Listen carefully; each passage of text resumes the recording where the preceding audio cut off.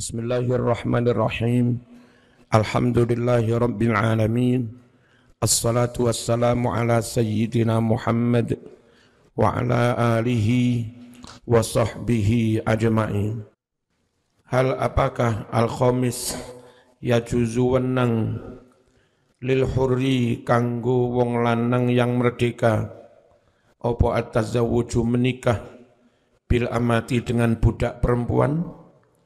Istadalla berdalil sapa ba'dul Hanafiyah sebagian dari pengikut Hanafi bidhahiri qaulih dengan makna zahir firman Allah wa ankihul ayama berdalil ala annal hurra bahwa sesungguhnya laki-laki merdeka iku yajuzu wenang lahu bagi hur apa yang wenang at-tazawwuju nikah bil amati dengan budak perempuan mutlakon secara mutlak walau kana mustati'an meskipun si laki-laki itu orang yang mampu taulal hurrati biaya nikah wanita merdeka meskipun sugih wenang menikah budak. Alasan begitu akhdan karena memegangi upetok limo iki piye. Diwehne bareng. Mbok yo siji-siji. Pokok zaman kek gak rapi-rapi panjen tak gojloki. Salahmu dhewe gak rapi-rapi. Hanafi berpendapat orang merdeka boleh menikahi wanita budak secara mutlak meskipun dia itu orang yang mampu biaya nikah wanita merdeka. Yang demikian itu akhdan karena memegangi bil umum keumuman makna ayat wa ankihul ayama.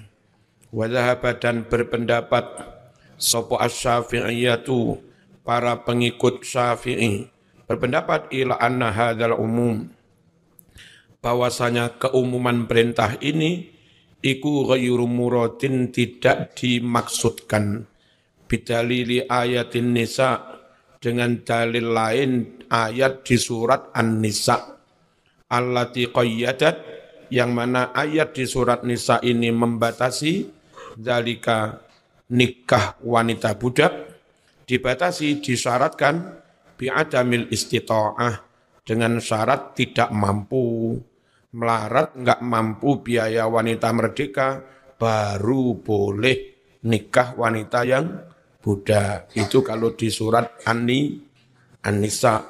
Di mana itu ayatnya?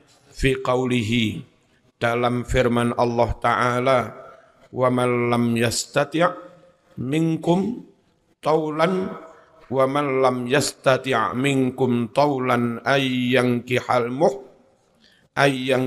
muhsanatil mu'minati famimma malakat aimanukum. Emang begitu. Siapa yang tidak mampu di antara kamu taulan biaya an yankiha menikahi al muhsanati wanita-wanita merdeka. Siapa yang enggak mampu biaya nikah wanita merdeka, al-mu'minat yang mukminat, famimma malakat silahkan nikah budak yang dimiliki oleh tangan kananmu. Alias nikah budak itu boleh, paham ya?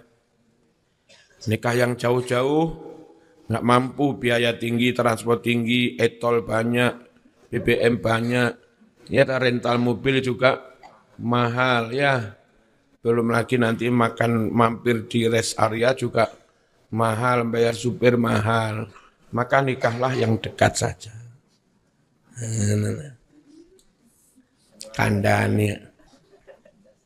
Kandas wis.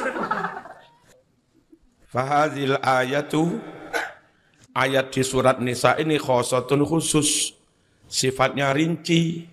Mengatur kapan boleh nikah budak, kapan enggak boleh nikah budak.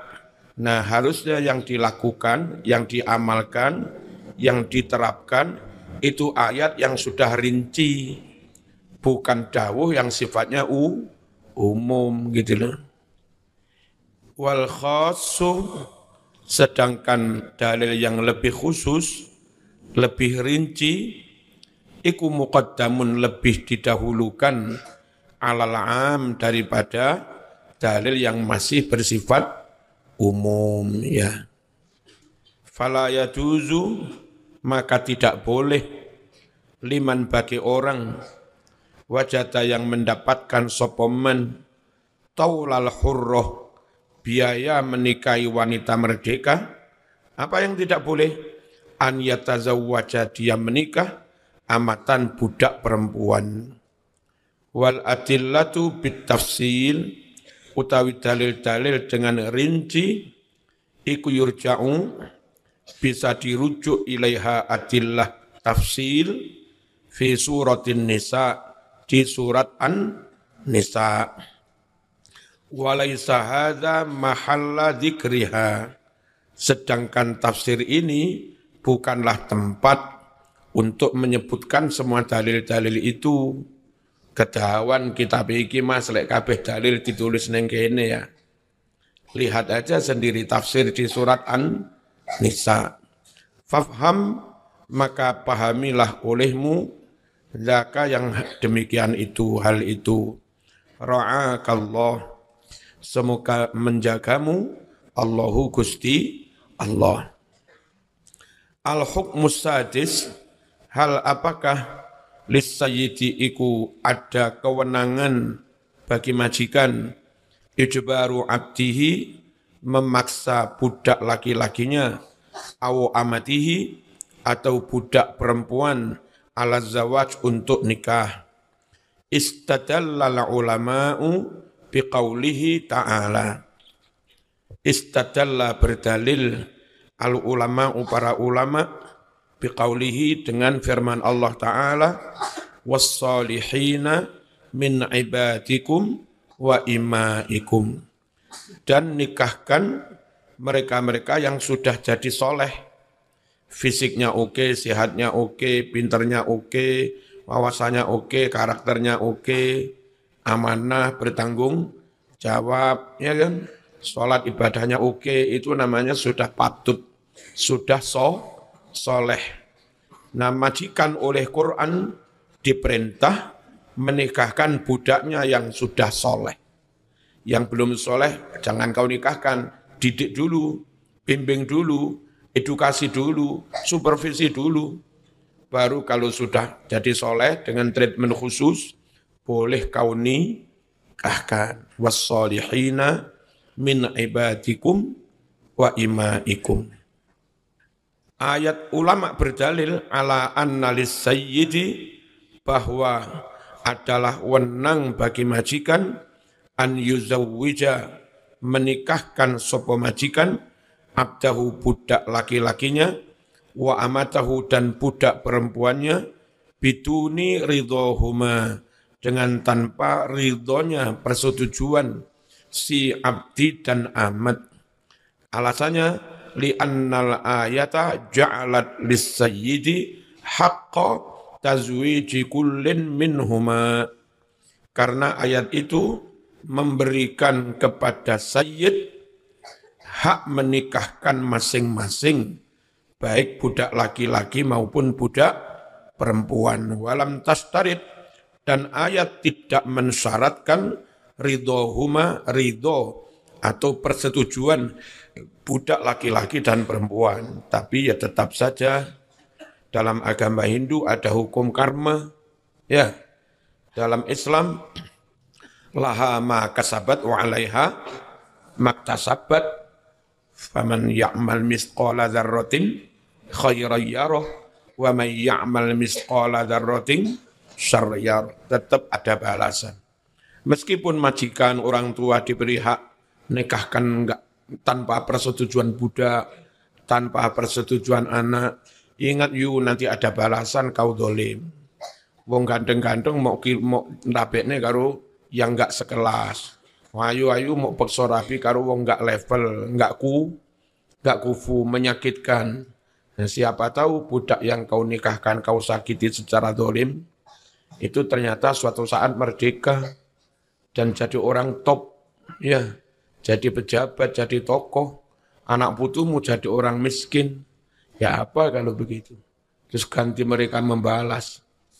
Nah, berbaiklah kepada siapapun sebagai tabungan untuk anak cucumu. Siapa tahu kalau anak cucumu ganti butuh bantuan, ya. Mereka yang pernah kamu bantu tentu ingat, iki mbiyen sing bantu aku mbayar iki.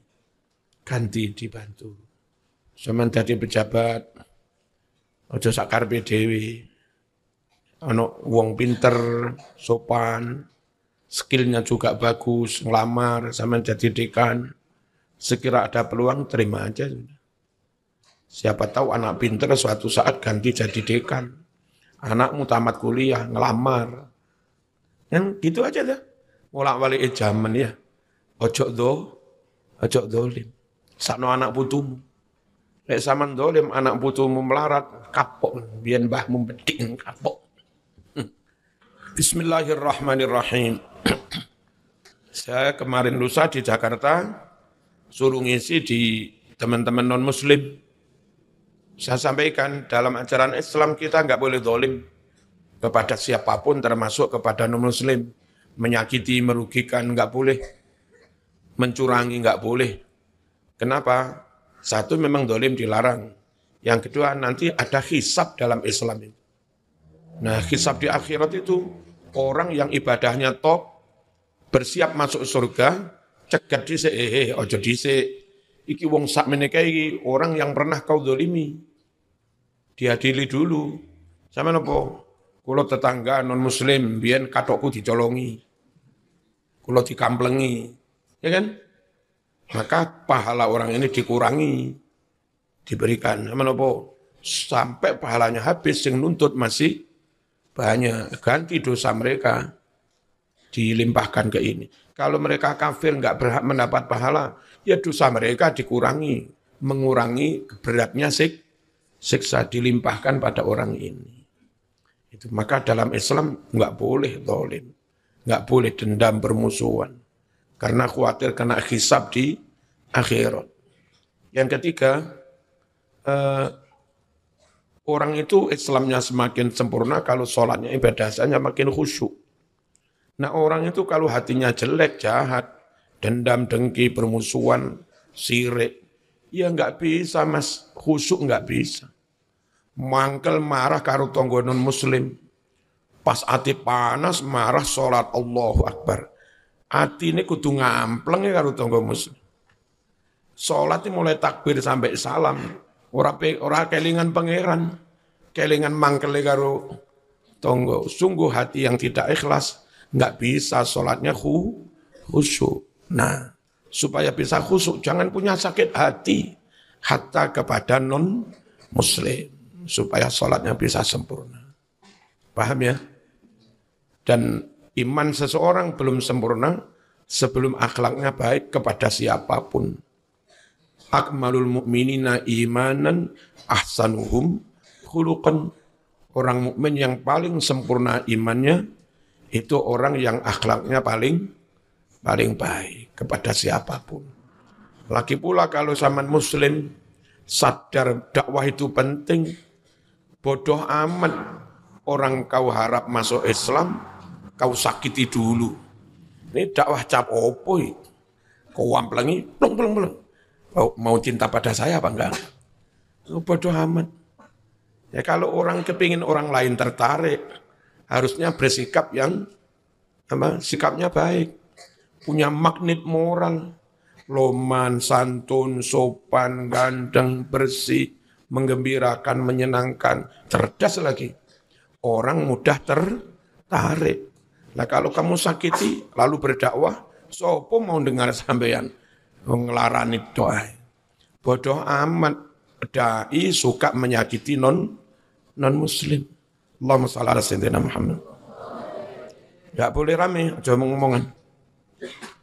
Itu. Sehingga tak sampaikan dalam Islam enggak boleh orang menyakiti, merugikan orang lain. Ya. Lalu apalagi sampai dibunuh. Bodoh amat. tetangga non-muslim itu kecuali mereka merangi, baru kita boleh merangi kafir harbi kan. Ini bukan kafir harbi. Nah, kalau mereka disakiti mas, ya, terus nyun sewu, mereka kebetulan bos suatu perusahaan. Ngeletek dadak zaman anaknya tamat Brawijaya, tamat Poltekkes, tamat Polinema, kepengen ngelamar di perusahaan itu karena ijazah yang pas di situ. Saman maringi ngilok nih non muslim viral terkenal, dadak sampean datang ke situ minta supaya anakmu diterima. Apa gak ngene? Apa? Ya isminlah. Ya. Jangan sakiti mereka. Maka ketika ada umat Islam kerja di pabrik mereka, hak mereka juga dipenuhi. Jaluk musola diberi. Ya kayak sekarang itu Indonesia toleran pada mereka. Akhirnya kemarin Mila terbang ke Denmark, itu nemu musola di bandara Denmark itu. Negara amat sangat non-muslim. Itu Mila nge-share, alhamdulillah Pak, masih menemukan musola di bandara Denmark. Itu kalau Indonesia enggak nyontoi baik-baik bertoleransi kepada orang lain. Saat kita di sana butuh ditoleransi orang lain, ya mereka enggak mau toleransi, wong kita juga enggak mau toleransi. Kok enak Nah begitu loh mas, keadilan. Ngerti ya?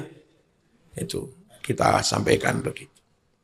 Dan tak cerita nih di Ngaset biasa, ada tamu non muslim makan-makan enak. Ya. Dan kalau kami yang paling penting itu ya bagaimana mereka bisa tertarik masuk Islam itu poin yang sangat penting. Nabi dawuh man adza zimmiyan faqad adzani. Siapa yang menyakiti non muslim zimmi berarti dia menyakiti aku. Wa man adzani faqad adzallah. Siapa yang menyakiti aku berarti menyakiti Gusti Allah. Nah, lagi pula orang non-muslim kalau diapii, kemungkinannya banyak. Bisa jadi dia masih bisa hidup 10 tahun, 20 tahun. Dalam rentang waktu sepanjang ini, mungkin berubah pikiran masuk Islam. Lelek mau patene saiki, Allah Akbar, takbir, jihad, plak. Mau patene saiki, jelas mati kafir. Zaman kok tega memastikan tetanggamu mati kafir. Padahal andai zaman sabar mau telateni, diteri berkatnya disuwuk dhisik. Muga-muga sing mangan berkat oleh hidayah Al-Fatihah. Terne. Muga-muga sing mangan berkat oleh hidayah Al-Fatihah. Terne maneh. Kena suwuk ping 1000 ya. Zaman lihat di sini nyatanya ya banyak masuk Islam. Perkara didumi berkah. Jangan dibunuh. Ya, bahkan sakit pun kalau perlu dibantu. Siapa tahu punya umur sekian, lalu ada kesempatan masuk Islam. Dan mau sakiti, mau pateni. Lek mau pateni jelas mati kafir. Dan kamu menjadi penyebab orang mati kafir. Nah, jihad cap apa mas? Menyebabkan orang mati kafir. Hah? Itu mas, ajaran kemanusiaan. Ala nahdlatul ulama. Gitu itu. Sungguh Islam belum sempurna sebelum zaman berbaik-baik kepada manusia. Seperti kamu juga wajib berbaik-baik kepada Gusti Allah. Duribat alaihimudillah aina ma suqifu illa bihablim minallah wa hablim minan nas. Loro-loro ini. Gembil engko dadi kiai tanggane di sweeping. Kayak wis gawe aliran liya serbanan, cobaan, kanca-motoan, karo teken minyak wangi nyekel tasbih nggo pentung. Bismillahirrahmanirrahim. Wis ngerti ya? Bismillahirrahmanirrahim. Li'annal ayata ja'alat lis-sayyid haqqa tazwiji kullin minhuma wa lam tastarid ridahuma. Wa kadzalika demikian pula akhadhu ulama mengambil kesimpulan minal ayat dari ayat wassalihin annahu la yajuzu lil abdi bahwa tidak boleh bagi budak laki-laki wala tidak pula lil amati bagi budak perempuan tidak boleh an yatazawwaja tahu-tahu dua-duanya nikah bi ghairi izni sayyid tanpa izin sang majikan. Beberapa pondok salaf ini jadi aturan rodok jadi aturan pondok enggak tertulis. Ali bin Abi Thalib dawuh ana abduman alamani walau harfan. Saya kata Ali jadi budaknya guru yang pernah mengajari saya meskipun satu huruf. Nah kiai di pondok ngajari santri berhuruf-huruf, ribuan huruf. Maka mereka harus gelem jadi budake kiai. Ora oleh moro-moro kene tak jodohne kono. Kapunten kula pun gak ada calon ora oleh ngene. Ngawur ae. Ora oleh moro-moro rabi sak karepe dhewe. Ngono mbil. Ya kudu dipaksa. Tak paksa tak arepene karo cahayu. Ayu sing tonggo. Kalau masih kondisi ideal kayak di pondok-pondok salaf, itu kiai itu tempat bertanya berkeluh kesah sambatnya masyarakat. Kadang ono di Sokono Pak Lurai sowan, Mbah Yai kalau pengenane Pak Mudine sedo, lah tak mikirin niku khotibe niku mudine nggih niku sedo pisan. Menawi wonten santri sing cekap umure kiai, iso ngaji, iso khutbah, iso mulang, dalam gak ada perawan kiai. Kulo Pak mantu. Nah perlu nih santri kau oleh pacaran ning niku. Akhirnya kiai iso noto, wae tak deleh kono. Noto dakwah, wae tak deleh kono. Nenek santri duwe calon kan puyeng kiai ini Mas.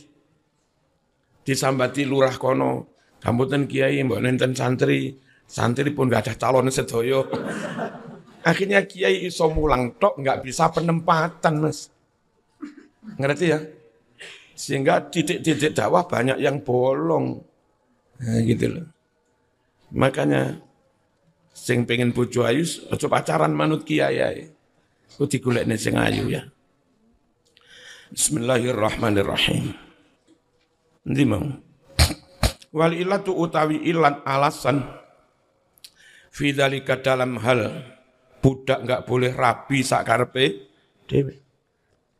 Annahu sesungguhnya lahu jaza andai boleh lahuma bagi abdi dan amat opo azawaju nikah bi ghairi iznihi tanpa izin majikannya lafawwata yakti dua-duanya menghilangkan alaihi atas majikan istimala haqqi menggunakan haknya majikan. Budak dikongkon ngene tandang ngapunten kula pun rabi lho. Haknya majikan jadi hilang gitu. Gembil tak timbali, ambil kene dipijeti apa? Kula badhe mijeti maratuwa. Makane izin ya. Kapan rabimu? Kula langsung rabi mboten kondo laku. Wa yu'ayyidu dan menguatkan zalika ing yang demikian itu apa yang menguatkan qaulun Nabi sallallahu alaihi wasallam ayyuma abdin tazawwaja bi ghairi izni mawalihi mana-mana ada seorang budak nikah dengan tanpa izin majikan-majikannya fahuwa akhir maka budak itu dihukumi akhir zina melacur. Qala al-allamah al-Qurtubi aktsarul ulama ala anna lis-sayyidi an yukriha abdahu wa amatahu ala nikah. Mayoritas ulama berpendapat bahwa sungguh ada hak bagi majikan memaksa budak laki dan perempuannya untuk nikah. Wa huwa qaulu Malik wa Abi Hanifah wa ghairihima. Dan itu pendapat Imam Malik, Abi Hanifah, dan yang lain. Wa ruya nahwuhu anis Syafi'i. Diriwayatkan pula pendapat senada dari Imam Syafi'i. Tapi wa fi riwayatin di riwayat lain, Anis Syafi'i dari Syafi'i, annahu sesungguhnya laisa tidak ada li sayyidi hak bagi majikan an yukriha memaksa ala abda budak ala nikah untuk nikah. Wa qala an-Nakhai kanu yukrihunal mamalik, dahulu orang-orang para majikan memaksa budak-budak untuk nikah. Wa yughliquna, dan mereka mengunci ala abwaba pintu alaihim atas budak. Tidak memberi peluang budak untuk nikah sendiri, tutup pintu, kunci rapat. Dan itu tentu juga setimpal dengan perlakuan orang kafir yang memperbudak muslim. Perang, Islam kalah, tentaranya diboyong jadi budak wong kafir. Ya diperlakukan seperti itu mas, malah lebih parah. Gitu loh. Jadi kalau ganti Islam yang menang, tentara kafir jadi budak, lalu diperlakukan kayak begini, dengan ketentuan nggak boleh disakiti, nggak boleh diberi pekerjaan yang lebih berat. Terus nyuwun sewu kau diislamkan, dididik ngaji, sholat, sungguh jauh lebih manusiawi perlakuan majikan Islam daripada majikan kafir. Dulu ketika ada Dr. Uin sini ngeritik Islam karena kasus perbudakan, saya diberi hak bicara. Ya sampean yang nggak ngerti, Prof. Kamu hanya ngeritik Islam tapi nggak ngeritik bagaimana orang kafir memperlakukan tentara Muslim yang jadi budak mereka. Sama nggak adil. Yang kedua, zahirnya perbudakan. Tapi sebetulnya itu pendidikan. Bahkan pendidikan yang amat sangat efektif. Privat. Satu majikan, satu atau dua budak. Orang hanya didik satu budak, dua budak, ya banyak yang jadi, mas.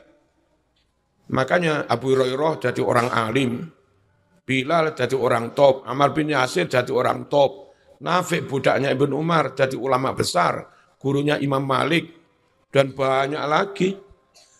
Orang dulu budak ternyata jadi ulama.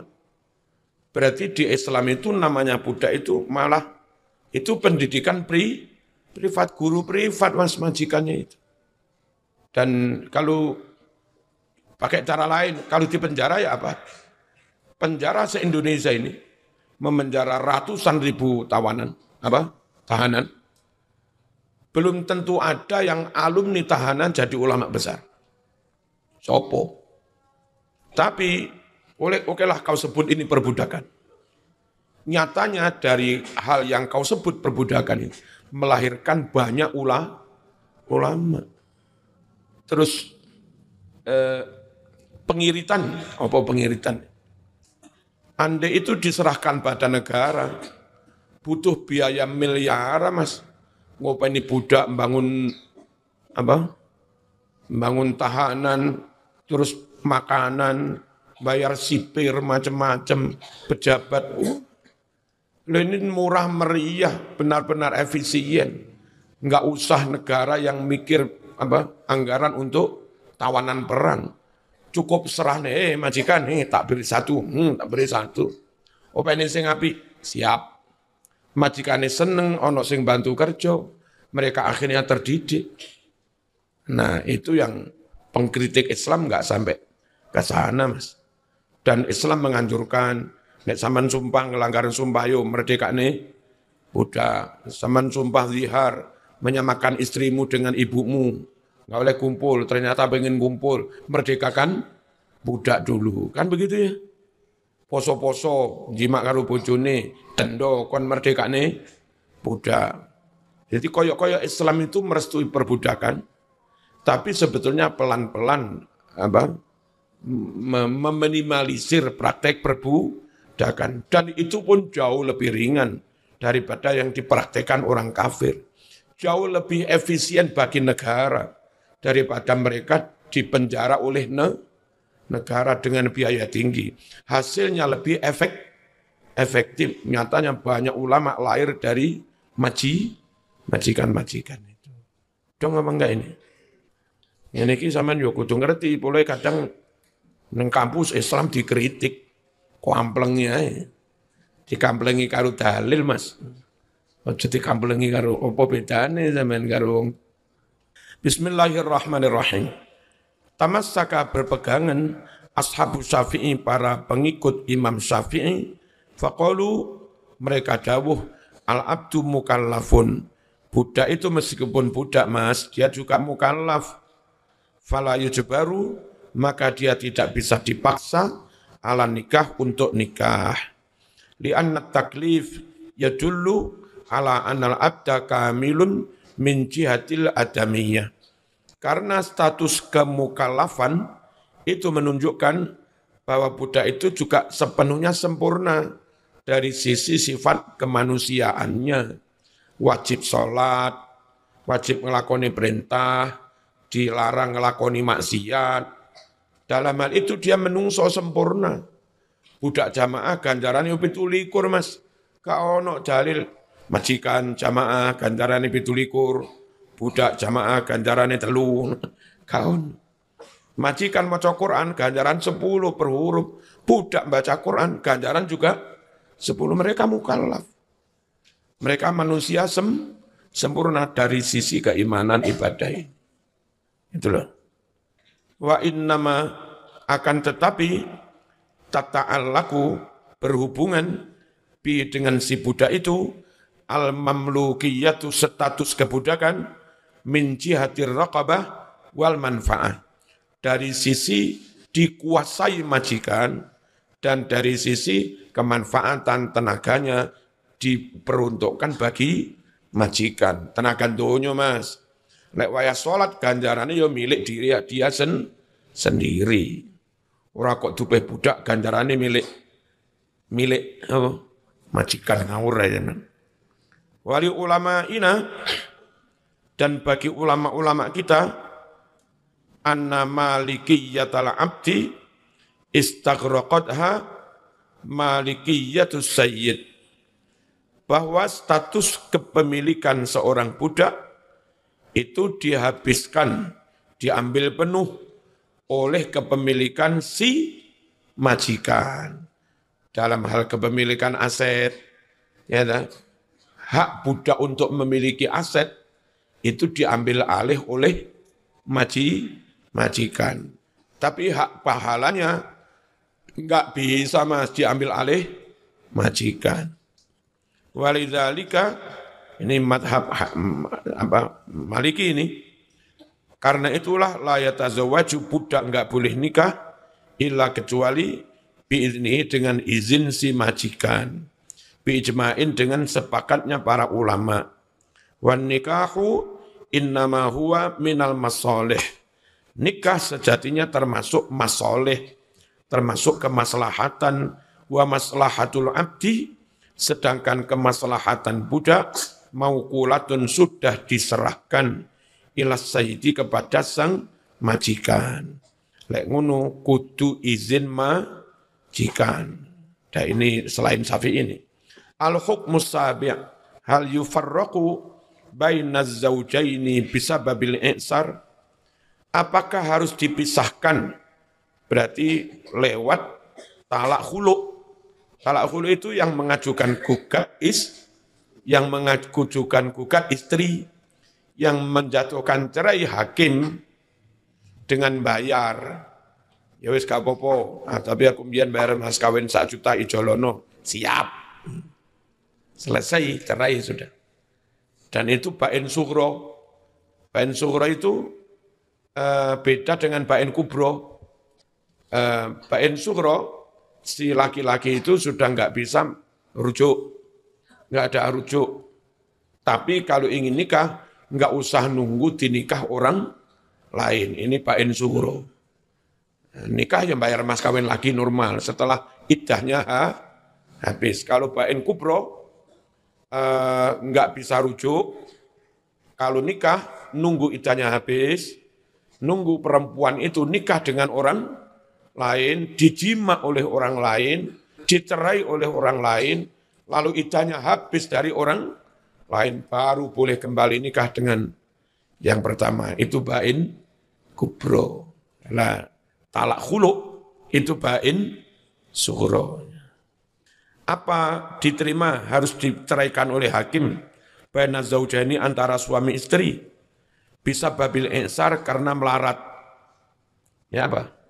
Kalau karena melarat. Nek wong Arab ya digugat tenan sing melarat, sing lanang melarat. Wong wedok Jawa musyawarah piye Mas? Lah aku ngene lho, Dik. Ya wis iki kalunge tak dol, iki tak dol nggih modal. Ayo nyambut gawe bareng. Ayo, Dik. Ngono lek wong Jawa. Ngene. Pemane alumni gasek ngene iki bil. Ora malah nuntut apa? Sing lanang kena PHK malah dituntut cerai. Sawangan anakmu itu. Kalau akhirnya harus hidup tanpa bapak setiap hari sakno ya. Kalau akhirnya harus hidup tanpa ibu setiap hari, mending musyawarah. Ya. Atau lek nemen suan umi. Mek kula ngene-ngene piye karepmu? Kula kali niki sepakat pun dodol sego pun oleh papan. Lah butuh piro? Nggih awal nggih butuh beras 20 kilo. Terus tambah tumbas bumbu bla bla bla bla ini total 200.000. Wajan ini ki arep rusak mengke tumbas wajan. Yes. Mending kayak Mas Ferry. Ya. Pengen apa Fer? Kulo pengen dodol soto. Butuh modal piro? Dimodali sekarang wis. Sing penting tenanan, sing rukun. Bismillahirrahmanirrahim. Endi mau? Istadalla berdalil ba'dul ulama, sebagian dari ulama bil ayatil karimah, ayat yang mana? Iyakunu fuqara yughnihimullahu min fadlih. Kalau mereka miskin, nikah aja. Allah akan membuat mereka kaya. Lek enggak sida sugih. Berarti perkataan. Berdalil ala anna nikah, bahwasanya nikah la yusahu tidak bisa dibatalkan, tidak bisa digugat fasakh bil ajzi anin nafaqah, hanya karena tidak mampu memberi belanja. Ya, beri yang laki-laki kesempatan bangkit. Wong namanya baru saja kena PHK langsung gugat, cerai kok cek ke baju til. Ya ben belajar nyambut gawe sik lah. Baru setahun kurang kasil nyambut gawe musyawarah piye iki ngono lho. Biasa lah langsung gugat, berarti ada orang, ada stok ya. Apa stoknya? Li'annahu ta'ala lam yaj'alil faqra mani'an minal inkah. Karena Allah tidak menjadikan kemelaratan sebagai penghalang untuk menikahkan anak. Nenek melarat saja silahkan dinikahkan. Lek wis kadung nikah dan tetap melarat piye? Ya jangan dibatalkan. Durung nikah, arep nikah, iku lho nikah oleh melarat. Lelek melarat nikah sah. Kalau dalam perjalanan berkeluarga tahu-tahu ada kemelaratan di tengah jalan, maka melarat itu tidak otomatis membatalkan nikah gitu loh. Ya. Tapi sing jujur. Ojo kaya iku ono apa stand up comedy. Merusting Bahlil. Saya tahu Bahlil ini. Dulu orang Papua. Orang Papua suku apa itu? Fak-fak. Jadi menteri pertama ya Bahlil ini. Itu dia sukses karena doa istri. Bukan siapa-siapa. Kalau karena pinter juga enggak terlalu pinter. Dia sukses itu karena doa istri. Ini yang mendoakan satu istri aja kayak begini. Suksesnya.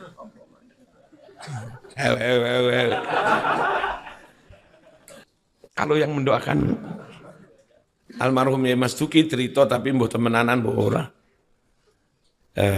Ada orang melarat santri ini.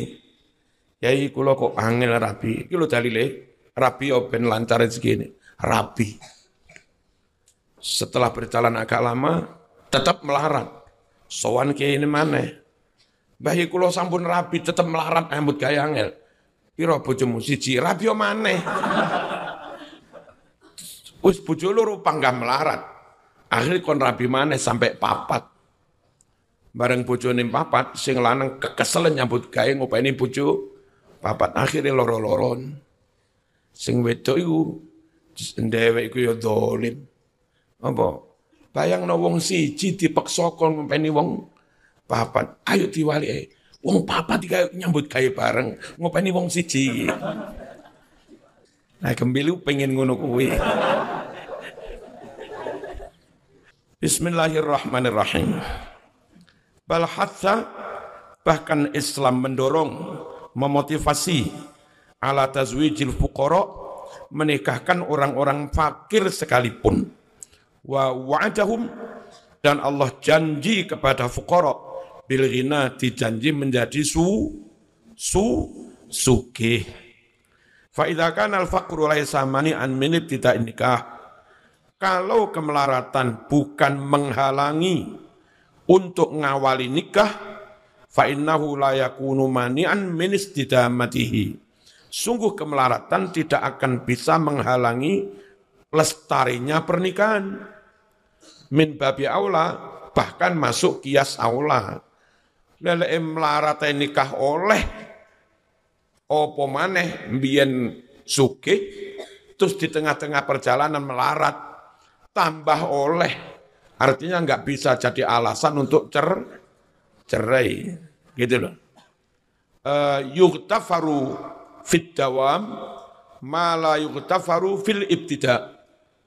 Kesalahan yang terjadi saat di tengah-tengah perjalanan itu mudah dimaafkan. Tidak seperti kalau kesalahan itu terjadi di awal. Di awal orang ketat. Kudu ngene, orang ini gak diterima. Kudu ngene, orang ini gak diterima.